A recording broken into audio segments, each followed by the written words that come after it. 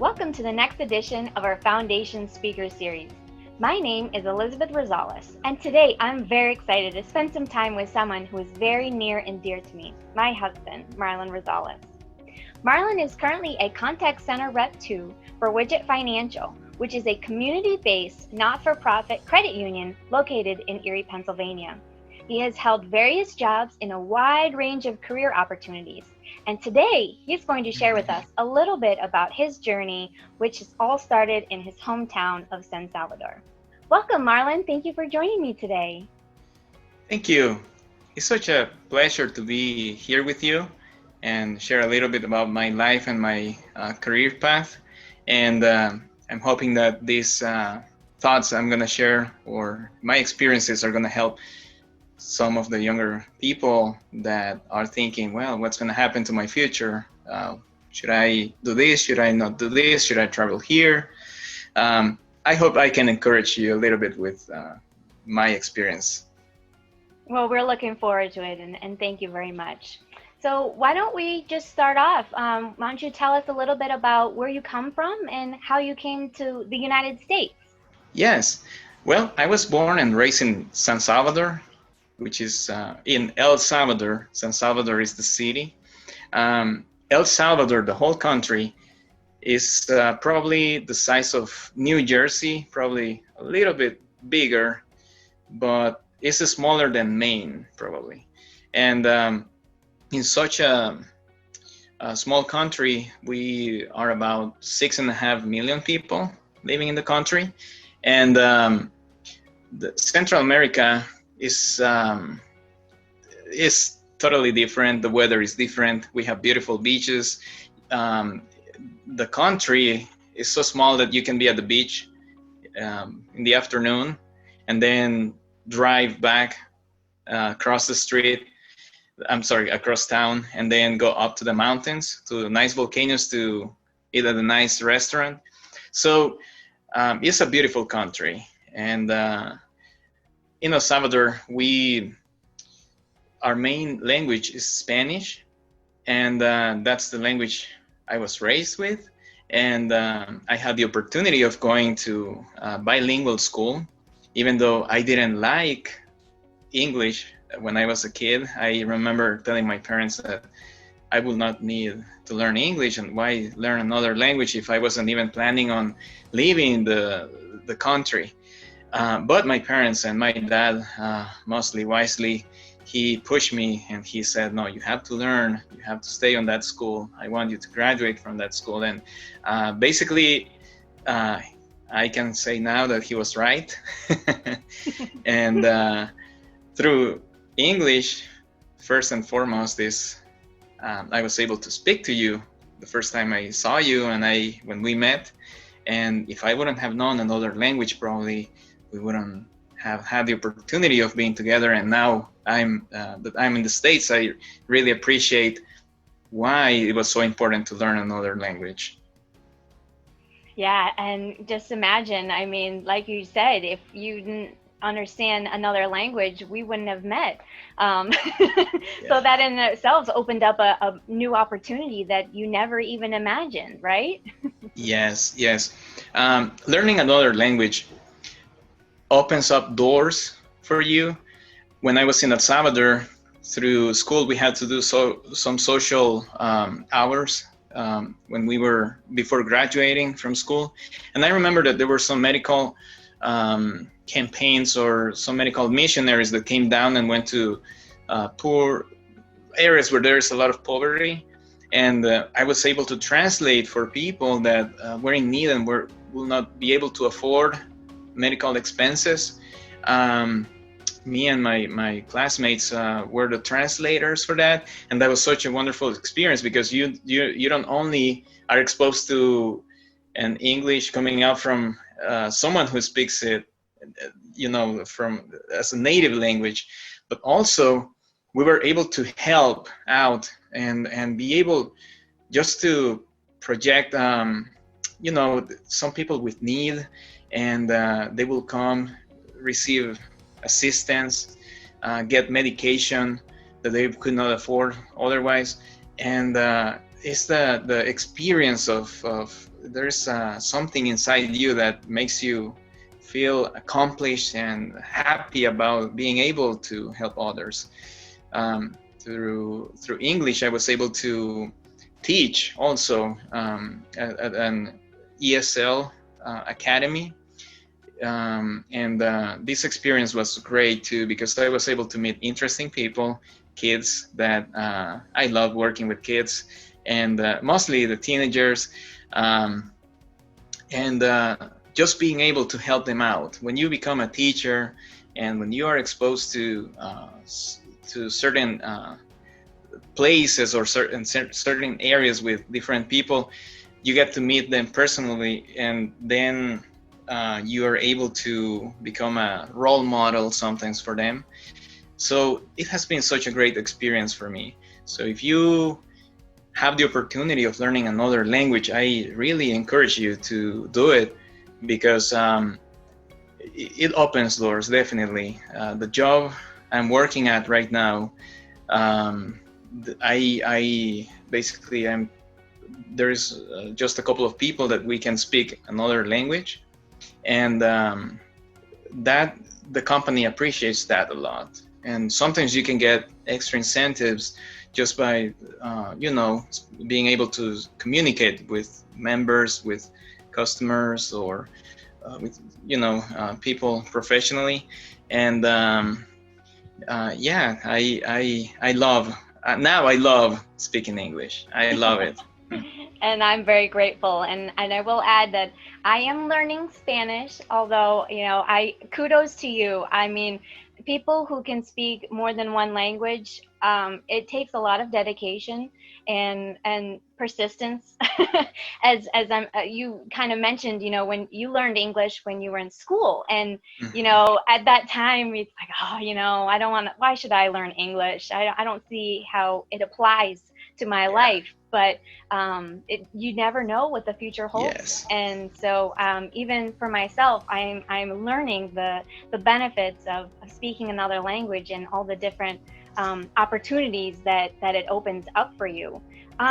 Let's speak a little bit about some of the cultural differences. I know you gave us a little bit of a background of your country, El Salvador, but culturally, since you lived in El Salvador for the majority of your life until you were older after we got married, but so compare some of the differences. What were some of the main things that struck you between living in El Salvador and living in the United States, particularly Erie, Pennsylvania? I know you haven't traveled the whole country, but what were some of the main differences that you noticed between the different cultures? Well, there's definitely a cultural shock when you visit another country, or even if you're moving to another country, it's even more, shocking.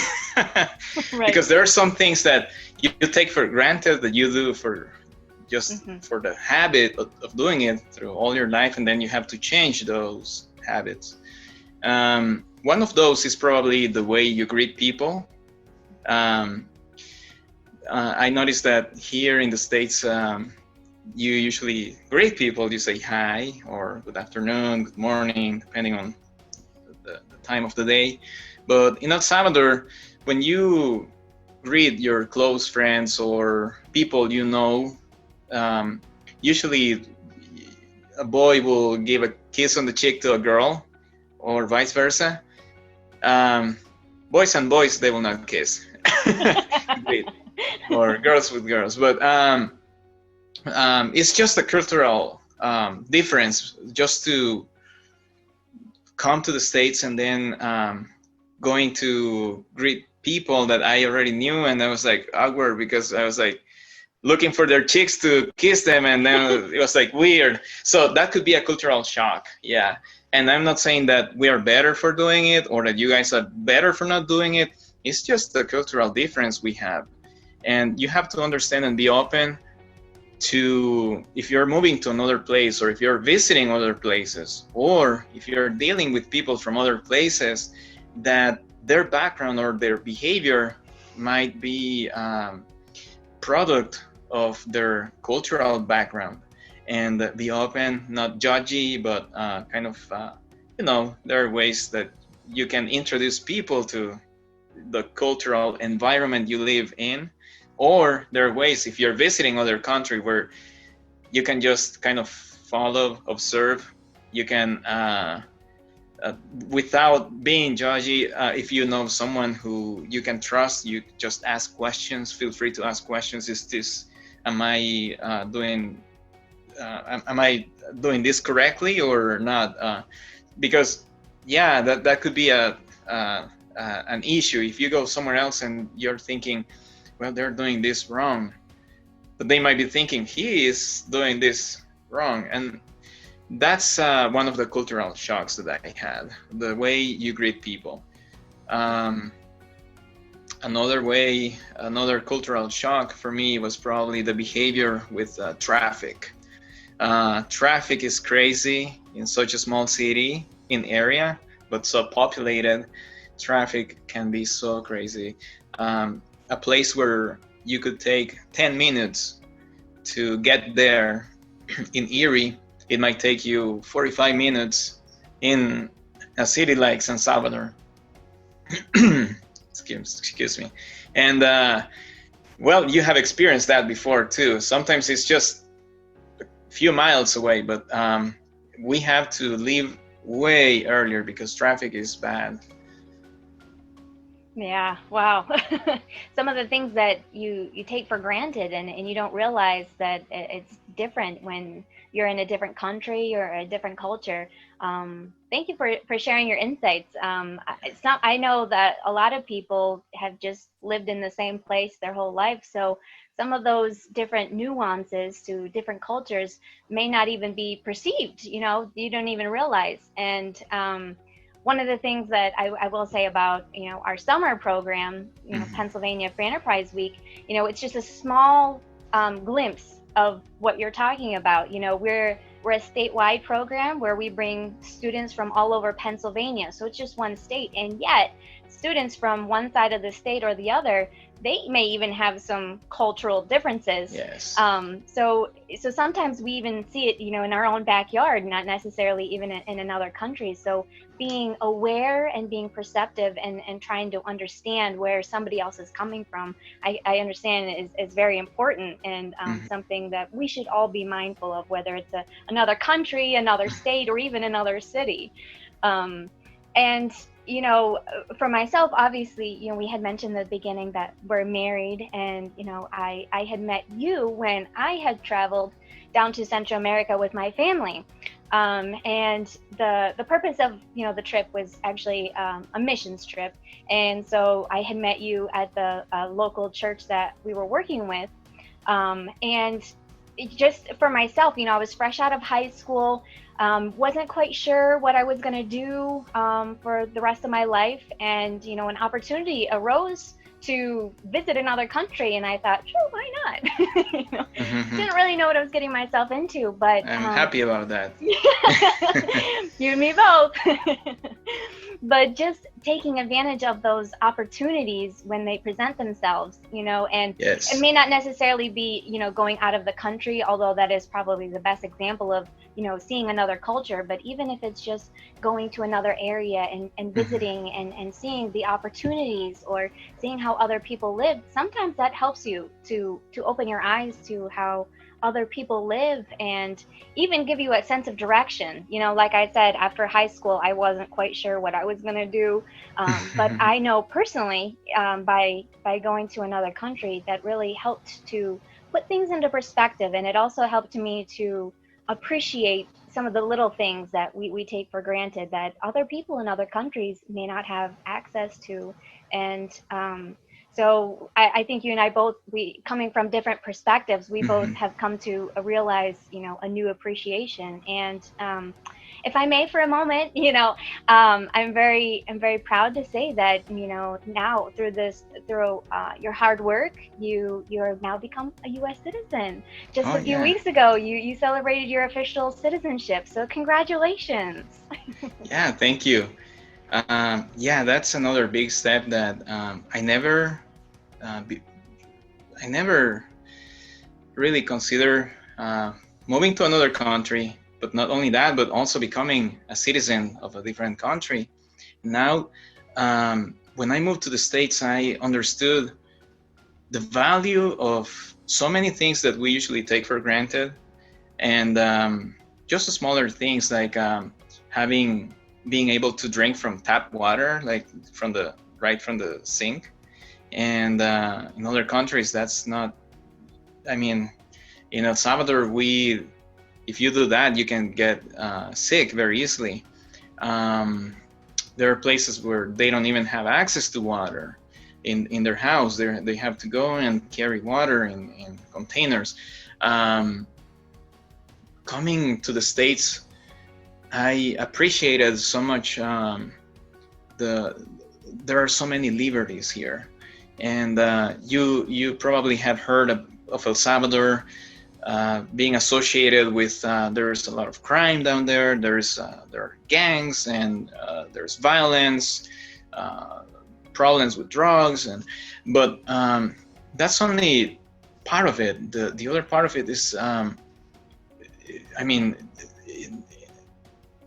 in El Salvador, there are beautiful things. There are many things that you can do, but also you also have to be careful where you go, to which areas you go, because yes, there is some violence there. There are some gangs, some areas that are controlled by gang members, and I'm not gonna get much into that criminology or yeah, but coming to the States, then you come to a place like Erie, and you're free to go out for a walk, and you're free. Some people will leave their cars unlocked.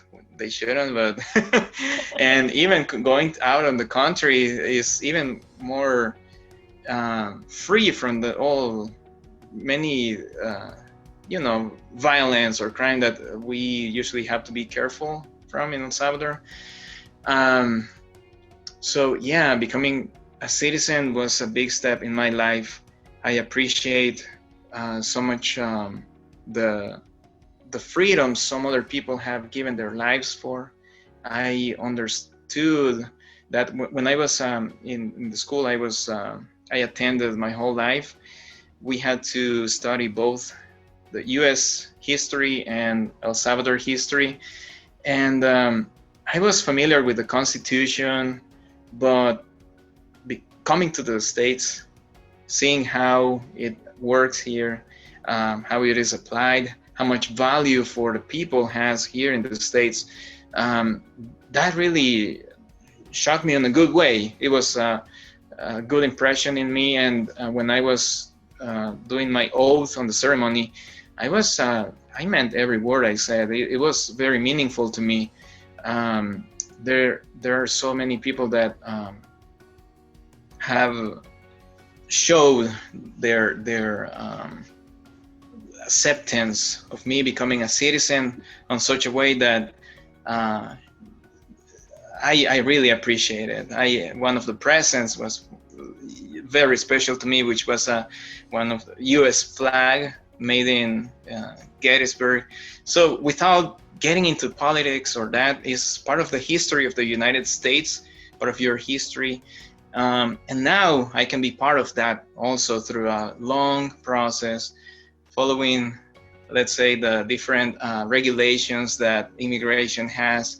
And I understand that there are people that might not have that opportunity, but I am so thankful just to being here, being able to, move freely and participate. Now I will be able to go to elections, and it's so wonderful. I really appreciate it, and I encourage you, if you just look through a window to other countries and see what their democracy looks like, or if they live in the socialist country, or even a different style. I'm not getting into politics here, sorry for mentioning that, but what I'm trying to say is that really some other countries have it a little bit worse in their liberties, that we need to appreciate the liberties that we have here.